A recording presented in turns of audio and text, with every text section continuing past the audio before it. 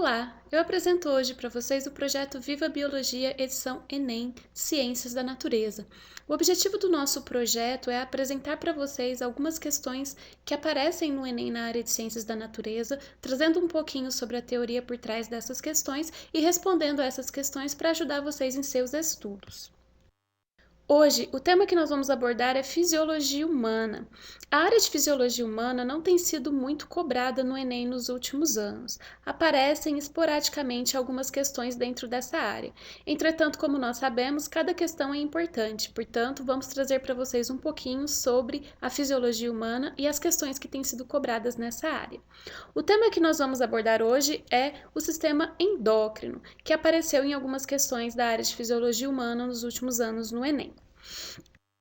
O sistema endócrino, ele é o sistema responsável por controlar a função das nossas glândulas dentro do nosso organismo. As glândulas que nós possuímos são responsáveis por produzir os hormônios, que são substâncias que exercem controle sobre funções orgânicas do nosso corpo, especialmente aquelas associadas à manutenção do equilíbrio interno do nosso organismo, que também é conhecido como homeostase. Então, a manutenção desse equilíbrio interno, ele depende do nosso sistema endócrino. O nosso sistema endócrino é então responsável pela regulação da produção de hormônios dentro do nosso organismo. E esses hormônios, eles vão ajudar na regulação de funções como o crescimento, a reprodução, o metabolismo e a resposta a situações estressantes, além, é claro, da manutenção do equilíbrio interno, da homeostase, como eu já havia mencionado anteriormente.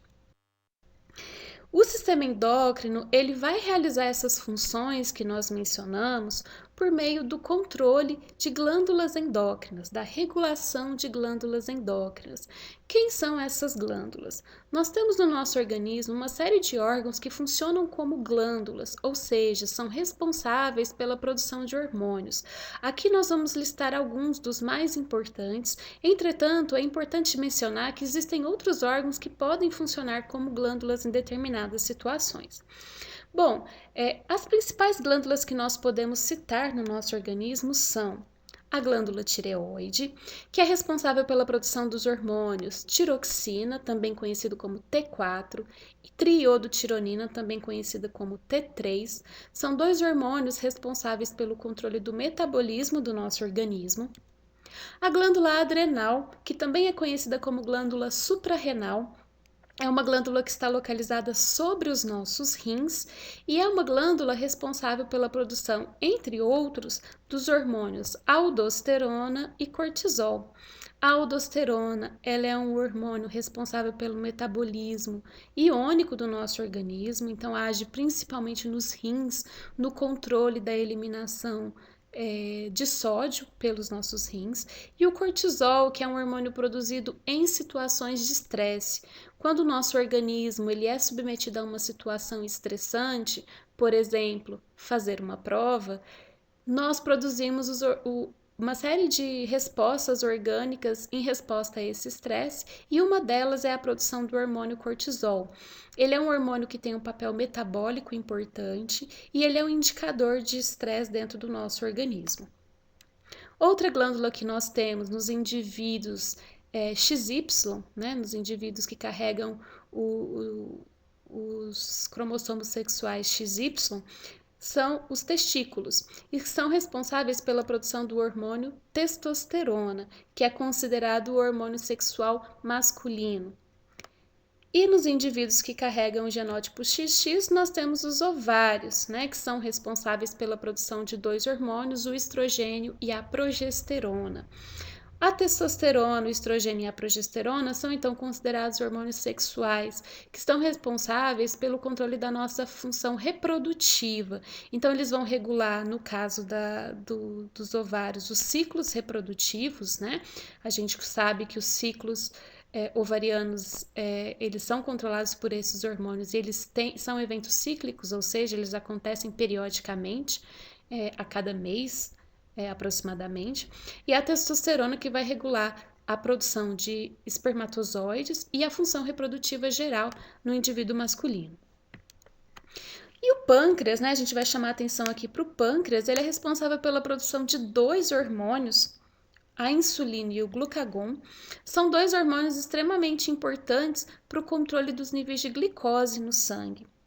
No próximo slide, eu vou mostrar para vocês um pouquinho sobre o eixo de controle do sistema endócrino, e o pâncreas ele foge um pouquinho desse eixo, ele não está sob controle direto do eixo que eu vou apresentar para vocês, porque o principal fator que influencia a produção dos hormônios insulina e glucagon são os níveis de glicose sanguíneos. Tá bom? Então, o pâncreas, ele requer uma aula só para ele, né? Ele é uma glândula especial aí, que tem uma série de características intrínsecas, mas nós vamos dar hoje um pouquinho mais de atenção à glândula tireoide, porque foi ela o objeto da questão que nós vamos responder. Bom, o nosso sistema endócrino, então, ele está sob controle de eixos de controle. E o principal eixo de controle que nós temos do sistema endócrino é um eixo que a gente chama de hipotálamo, hipófise, glândula. O hipotálamo, ele é uma estrutura que está localizada na região do diencéfalo, que é uma região bem interna do nosso encéfalo, e ele é responsável pelo controle de uma série de funções. O hipotálamo é responsável pelo controle, por exemplo, da fome, da sede, pelo controle da temperatura corporal, da osmolaridade do nosso sangue. Então, uma série de funções são controladas por essa pequena região que nós temos dentro do diencéfalo cerebral. Dentre essas funções, uma das principais é o controle do sistema endócrino. Então, o hipotálamo ele se conecta diretamente com uma glândula que é chamada de hipófise, que está localizada aqui logo abaixo, na base do nosso encéfalo, dentro de uma cavidade óssea que a gente chama de célula túrcica. A hipófise ela é dividida em duas áreas, a adenohipófise e a neurohipófise, ambas responsáveis pela produção de hormônios.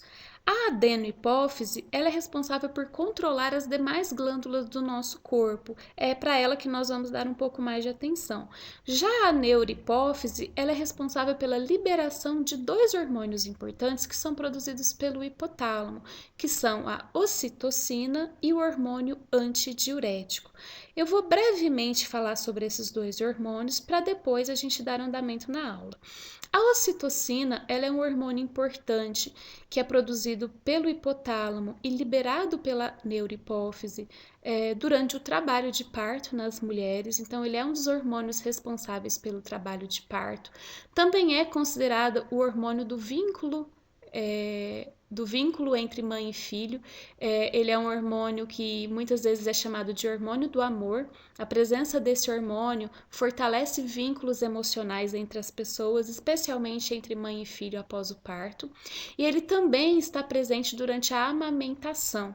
Ele é um hormônio produzido durante o processo de amamentação, que também tem a função, além de auxiliar na liberação do leite pelos alvéolos mamários, também tem a função de fortalecer o vínculo entre mãe e filho.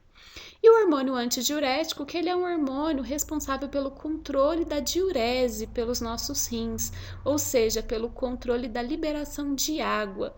Ele é produzido quando o nosso organismo está em situação de falta de água, ou seja, a osmolaridade do nosso sangue está alta, o nosso sangue está muito concentrado. Nessas condições, a gente produz o hormônio antidiurético para reter água nos nossos rins, ou seja, eliminar menos urina e fazer com que a água fique retida dentro do nosso organismo por mais tempo.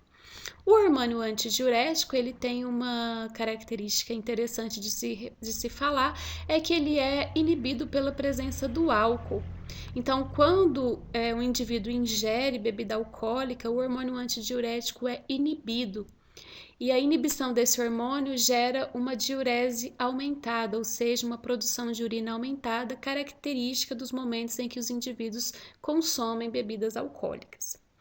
Bom, essa é a neurohipófise, né, que libera dois hormônios que nós acabamos de mencionar, ocitocina e hormônio antidiurético. Nós vamos dar aqui um pouquinho mais de atenção à adenohipófise, que faz o controle das demais glândulas do nosso organismo.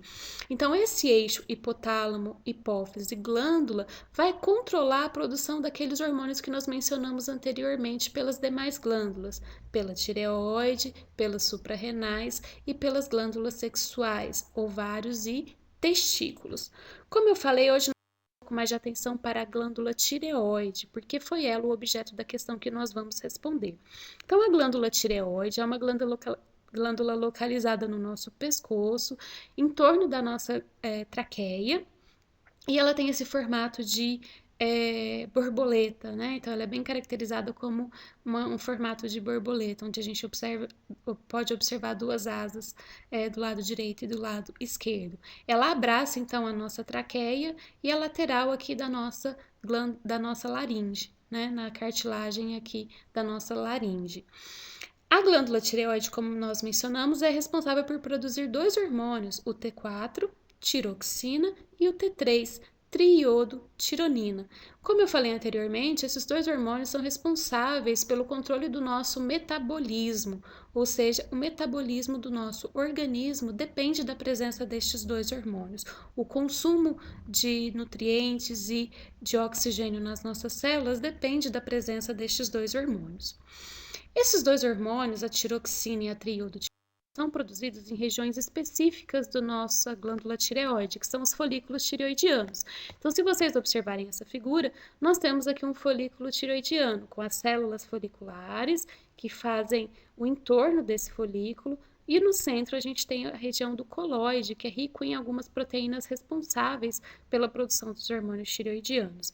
E a característica essencial que nós não podemos esquecer dos hormônios tireoidianos é que nas suas moléculas nós temos a presença do iodo inorgânico, ou seja, o íon iodo ele é matéria-prima para a produção desses hormônios. Nós temos aqui na tiroxina 4 iodos, por isso ela é chamada de T4, e na triiodotironina 3 iodos, por isso ela é chamada de T3. Então, essa questão, né, da presença do iodo inorgânico normalmente é a questão que é cobrada, né?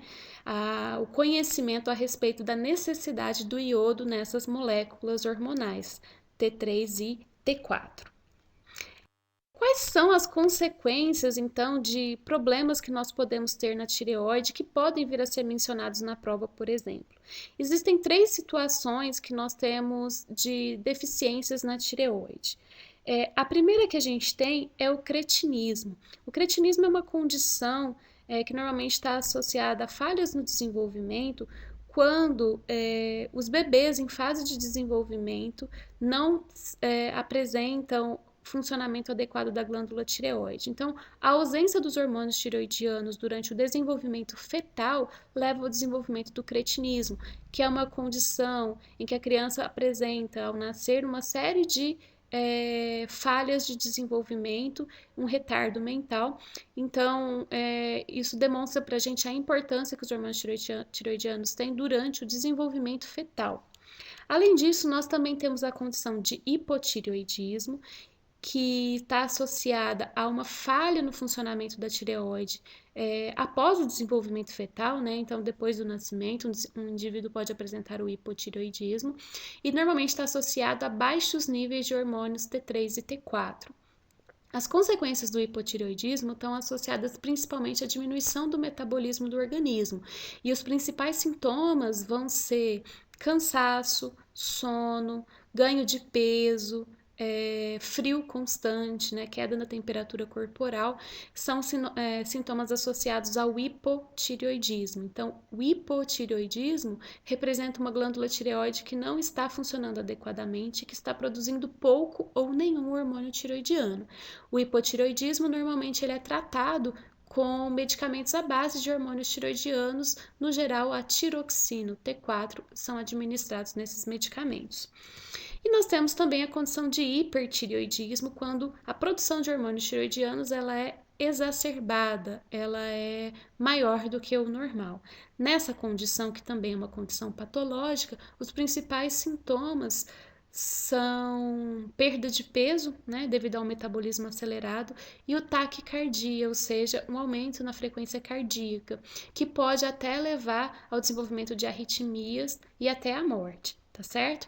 Então, são 3 condições patológicas que nós temos associadas ao mau funcionamento da tireoide: o cretinismo, principalmente no desenvolvimento fetal, o hipotireoidismo e o hipertireoidismo.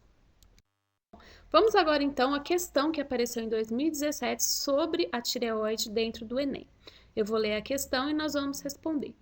Então, os distúrbios por deficiência de iodo são fenômenos naturais e permanentes, amplamente distribuídos em várias regiões do mundo. Populações que vivem em áreas deficientes de iodo têm o risco de apresentar os distúrbios causados por essa deficiência, cujos impactos sobre os níveis de desenvolvimento humano, social e econômico são muito graves. No Brasil, vigora uma lei que obriga os produtores de sal de cozinha a incluírem em seu produto certa quantidade de iodeto de potássio. Essa inclusão visa prevenir problemas em qual glândula humana? Bom, nós acabamos de ver então que o iodo ele é necessário para a produção dos hormônios tireoidianos. Logo, a resposta correta para essa questão seria a resposta B, tireoide. Vou apenas fazer aqui um adendo, né, nessa questão. Ele coloca aqui então que no Brasil o sal de cozinha ele apresenta o iodo por uma lei que vigora, né, que todos os sais produzidos no Brasil precisam ser acrescidos do iodo. Por que isso é importante? Porque o iodo ele não é um íon que ele está disponível com tanta facilidade assim no ambiente, ele é mais disponível em ambientes marinhos, ou seja, pessoas que convivem mais próximas a ambientes marinhos e que consomem alimentos de origem marinha, elas teriam um maior consumo de iodo, mas as pessoas que vivem mais no interior, elas teriam deficiência desse iodo. E qual que é o resultado dessa deficiência? Normalmente, a deficiência de iodo vai levar a um quadro de hipotireoidismo, porque vai faltar o iodo para produzir os hormônios tireoidianos, e vai levar a uma condição conhecida como bócio.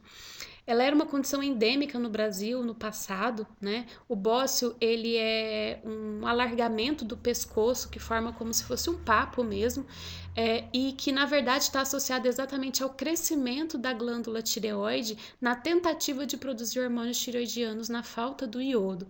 Então, a falta do iodo acaba levando ao mau funcionamento dessa glândula, que vai repercutir na saúde do indivíduo e que vai formar uma população que apresenta esse bócio, né? Esse alargamento do pescoço em função do crescimento da glândula tireoide.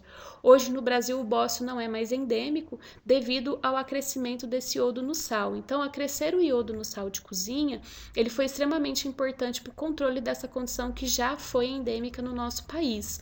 Entretanto, hoje nós estamos vivendo num momento em que, pelo excesso do consumo de sal pelos seres humanos, a gente acaba consumindo o iodo em excesso, e esse iodo em excesso também pode causar prejuízos para a saúde, tá bom? Então, basicamente, para responder essa questão, nós precisaríamos apenas saber que o iodo é o elemento essencial para a produção dos hormônios da tireoide. Portanto, nós conseguiríamos concluir facilmente que a resposta correta seria tireoide. Agradeço a presença de vocês e aguardem pelo nosso próximo vídeo.